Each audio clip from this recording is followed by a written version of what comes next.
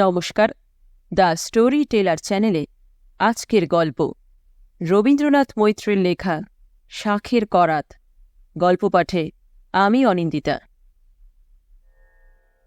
15 বৎসর পর পশুপতি গ্রামে ফিরিল।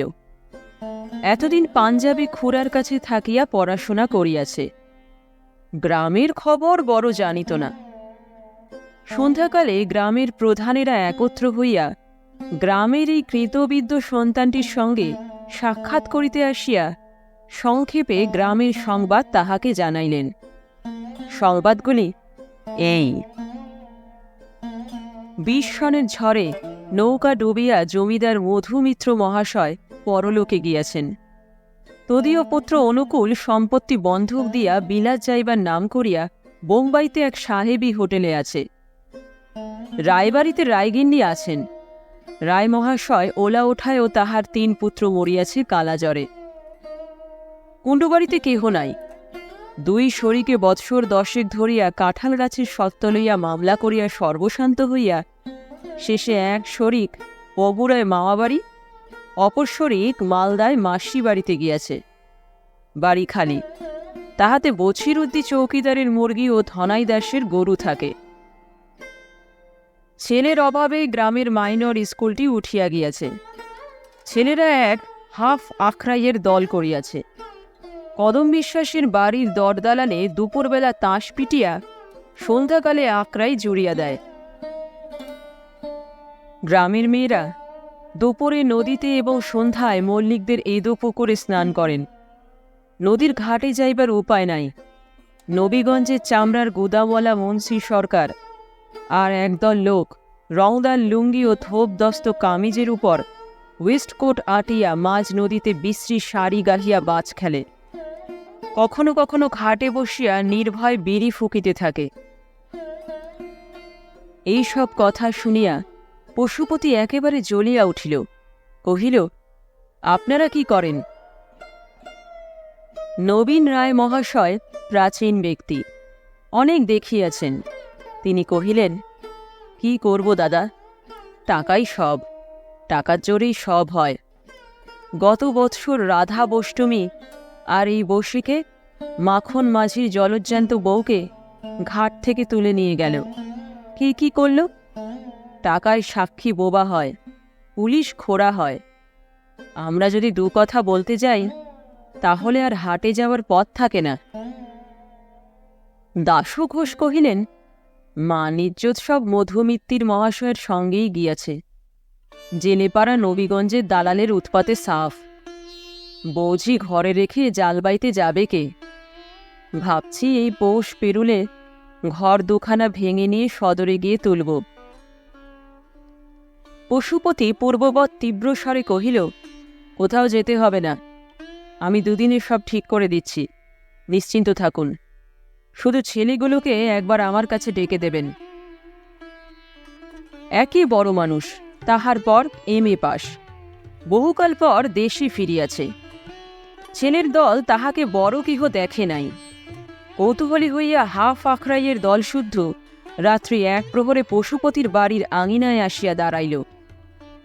পশুপতি মোগর ভাজিতেছিল। মোগর রাখিয়া ছেলেদের পরিচয় লইয়া কহিল, তোমরা বেঁচে থাকতে গায়ে এসব অত্যাচার হয়, কি করো তোমরা? দলের নেতা নরেন্দ্র চক্রবর্তীর বয়স বছর 22, কিন্তু এই বয়সেই সংসারের যাবতীয় অভিজ্ঞতা সে লাভ করিয়া অত্যন্ত প্রবীণ হইয়া পড়িয়াছিল। সে কহিল, করতে পারি সবই, কিন্তু পিছনে দাঁড়ায় কে বলুন?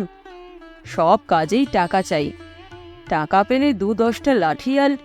পশুপতি রুখিয়া উঠিল, লাঠিয়াল দিয়ে মা বোনের ইজ্জত বাঁচবে? এই বুদ্ধি পেলে কোত্থেকে? আপনার সাঙ্গপাঙ্গ পার্শ্বদের সম্মুখে ধমক খাইয়া নরেন্দ্রর নিতান্ত অপমান বোধ হইল। মনের ক্রোধ মনে চাপিয়া মুখে হাসিয়া কহিল, তা আপনি যখন এসেছেন, যা বলবেন করব। পশুপতি কহিল, যা বলবার বলবো কাল, যা করতে হবে তাও বলবো কাল, বেলা 10টায় এসো। আগে আচ্ছা, এই বলিয়া নরেন্দ্র চক্রবর্তী চলিয়া গেল। এবং পথে বিড়ি ধরাইতে ধরাইতে পার্শ্বদ বৃন্দের দিকে চাহিয়া কহিল, হাতি ঘোড়া গেল তল, ভেড়া বলেন কত জল। কেমন 5 কড়ি? 5 কড়ি সূত্রধর একটু কাষ্ঠ হাসি হাসিয়া কহিল, তা বই কি প্রভু। এক প্রহর রাত্রে পশুপতি একাকী গ্রামের পথে বাহির হইল। তখন হাফ আখড়াইয়ের গান পর্যন্ত শেষ হইয়া গিয়াছে। সমস্ত গ্রাম নিঝুম, কাহারও বৈঠকখানায় প্রদীপ নাই।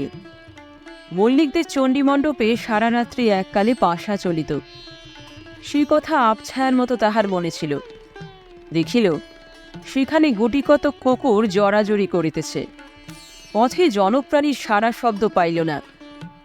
শুধু নদীর ধারে বারোয়ারি তলার বাঁধানো বেলগাছের নিচে নবীগঞ্জের জনকয়েক লোক তাস পিটিতেছিল, আর একজন বাঁশির বাঁশিতে আর খেমটায় একটি পিলু বারোয়ায় টপ্পা বাজাইতেছিল। ভোরে বাইক চাপিয়া প্রথমে পশুপতি গেল থানায়। দারোগাবাবু অপাঙ্গী নবাগত যুবককে দেখিয়া লইলেন, কিন্তু তাহার ভাবভঙ্গি দেখিয়া খুশি হইতে পারিলেন না। পশুপতি তাহাকে গ্রামের অবস্থা জানাইয়া পুলিশের কথা কহিতেই দারোগাবাবু কহিলেন, পুলিশের সাধ্য কি মশাই? সব গায়ের অবস্থাই এইরকম, পুলিশ করবে কি? আপনারা লাগুন, সাক্ষী জোগাড় করুন, আমরা পেছনে আছি। আপনারা নিজেরা কিছু করবেন না, মামলা করলে সাক্ষী জোটাতে পারবেন না, মামলা ফেঁসে গেলে পুলিশকে গালাগালি করবেন। পশুপতি এই প্রসঙ্গে দ্বিতীয় কথা না বলিয়াই সদরের পথ ধরিল। 7 ক্রোশ পথ অতিক্রম করিয়া মহকুমা হাকিমের কুঠিতে যখন সে উপস্থিত হইল, সাহেব তখন বারান্দায় বসিয়া ব্রেকফাস্ট করিতেছিলেন। পশুপতি কাউদিয়া গ্রামের অবস্থা সংক্ষেপে কহিয়া গেল। সাহেব সদ্য বিলাত হইতে ফিরিয়াছিলেন। এই বলিষ্ঠ যুবকটিকে তাহার ভালো লাগিল। ইংরেজিতে কহিলেন, জানো বাবু, যে মানুষ আপনাকে সাহায্য করে ভগবান তাকে সাহায্য করেন। তোমার গ্রামের ছেলেদের নিয়ে একটা পেট্রোল আর একটা ডিফেন্স পার্টি গড়ে তোলো, দেখবে আপনি উৎপাত কমে যাবে। Good morning. পশুপতি ফিরিয়া আসিল। তাহার পূর্ব আদেশ অনুযায়ী ছেলের দল আঙিনায় অপেক্ষা করিতেছিল। পশুপতি তাহাদিওকে কহিল, আমি কুস্তির আখড়া খুলছি, সেখানে লাঠি খেলাও চলবে, তাছাড়া সকল রকম খেলার সরঞ্জাম থাকবে। তোমাদের সবাইকে আসতে হবে। ছেলেরা স্বীকার করিয়া চলিয়া গেল। দ্বিপ্রহরে ঘাটে যাইবার পথে নবীন রায় মহাশয়কে ডাকিয়া পশুপতি কহিল, প্রায় করে তুলেছি দাদামশাই, 2 দিনে সব ঠিক করে দেব, ভয় পাবেন না। বৈকালে পশুপতি সরকার বাড়ির দোলমঞ্চের সম্মুখের মাটির এক বুক ঘেটুবন সাফ করিতে লাগিল। মাঠ সাফ হইলে পরদিন সেখানে কুস্তির আখড়া বসিল। নিজের জলপানির সঞ্চিত টাকা নিঃশেষ করিয়া শহর হইতে মুগুর, ডাম্বেল প্রভৃতি ব্যায়ামের সর্ববিধ সরঞ্জাম কিনিয়া আনিল এবং 10 টাকা বেতনে একজন লাঠিয়াল শিক্ষক রাখিতেও ত্রুটি করিল না। প্রথম 2-1 দিন শিক্ষার্থীর সংখ্যা বেশি হইল না। হাফ আখড়াইয়ের দলের বড় কেহ আসিল না।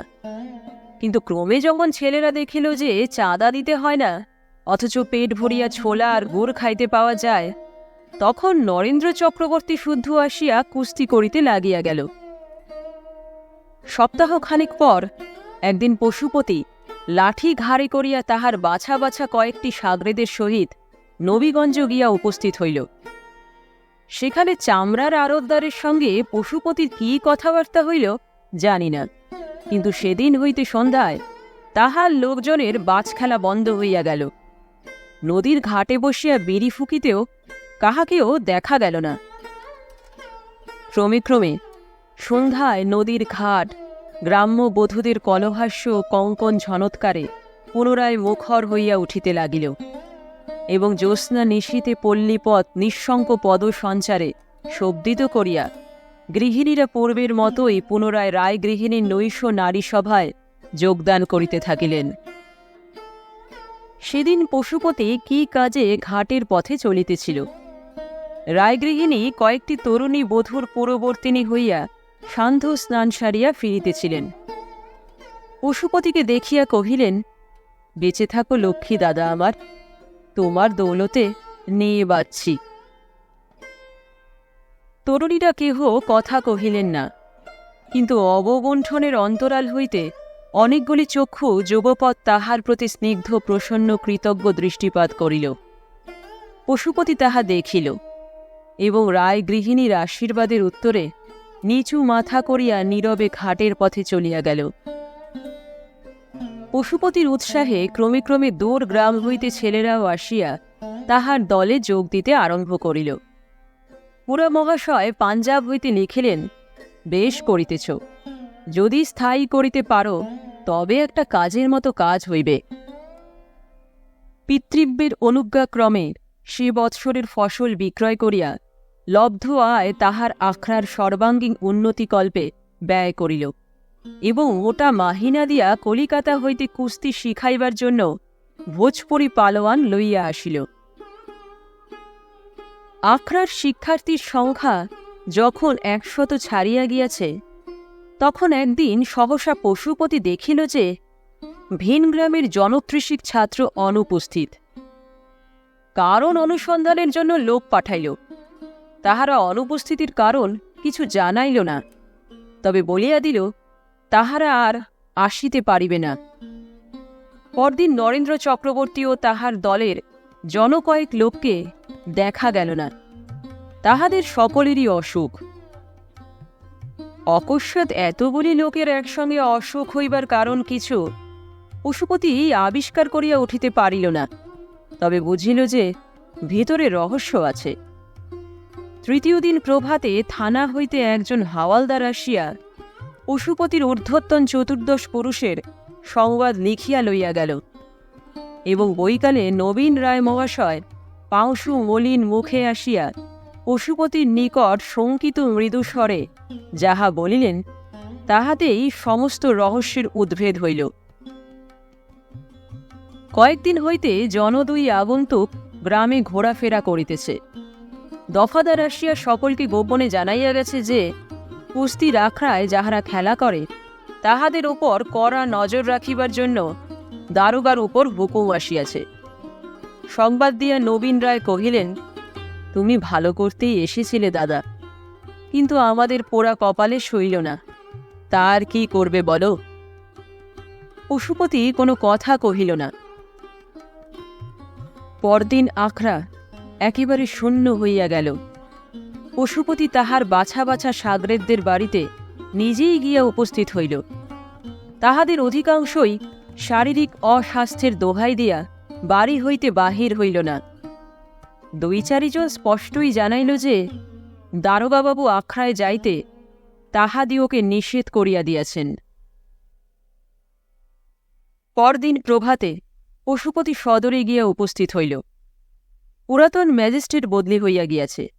নতুন যিনি আসিয়াছেন তিনি পাকা সিভিলিয়ান, তাহার গোঁফ ও চুলেও পাক ধরিয়াছে। পশুপতির নাম শুনিয়াই তিনি পরিষ্কার বাংলায় কহিলেন, এসব চালাকি ছেড়ে দাও বাবু, কুস্তির আখড়ার নামে ছেলে জড়ো করে লয়ালিটি আন্ডারমাইন করছো তুমি, আমি শুনেছি। পশুপতি তীব্র স্বরে কহিল, মিথ্যে কথা, গুন্ডার হাত থেকে গ্রামের লোকজনকে, বিশেষ করে মেয়েদের বাঁচাবার জন্যই আমি ছেলেদের শিক্ষা দিচ্ছিলাম, তার সঙ্গে পলিটিক্সের কোনো সম্বন্ধ নেই। ম্যাজিস্ট্রেট টেবিলের কাগজের দিস্তায় নাম সই করিতে করিতে বলিলেন, গ্রামের লোকজনকে দেখবার জন্য গভর্নমেন্ট আছে, পুলিশ আছে, তার জন্য তোমার কষ্ট করবার দরকার নেই। অবশ্য তুমি যদি কিছু করতে চাও সে তোমার ইচ্ছা, তবে জানবে গভর্নমেন্ট বোকা নন। Good morning. পশুপতি ফিরিয়া আসিয়া সেই দিনই তাহার দলবলকে ডাকিয়া পাঠাইল। 2-1 জন ছাড়া কেহ আসিল না। যাহারা আসিল তাহারাও আখড়ায় যোগ দিতে কোনো মতেই রাজি হইল না। পরদিন সন্ধ্যাকালে কাহারও নিকট হইতে বিদায় না লইয়া ভোজপুরি পালোয়ানের সঙ্গে পশুপতি পানশিতে গিয়া উঠিল এবং মুখ ফিরাইয়া মুহূর্তকালের জন্য সন্ধ্যার তিমির ছায়ায় অদৃশ্য নির্জন নদী ঘাটের দিকে চাহিয়া একবার দীর্ঘ নিঃশ্বাস ফেলিল। ঘাট নির্জন, কিন্তু শুনিল দোরে কদম বিশ্বাসের বাড়ির আঙিনায় হাফ আখড়াইয়ের গান আরম্ভ হইয়াছে। রমণী পরম রতন, সুখের শিকলে বাঁধি করহে যতন। আর তাহার সহিত তাল রাখিয়া ওপারে নবীগঞ্জের হাটে লাঠি খেলার 21খানি কারা বাজিতেছে, এবং কাছে রঙ্গিনী খেমটাওয়ালির বাড়ির বারান্দায় দারোগাবাবুর জড়িত কণ্ঠস্বরে নিধুবাবুর টপ্পা ও তাহার সঙ্গীদের অট্টহাস্য ধ্বনিত হইয়া উঠিতেছে।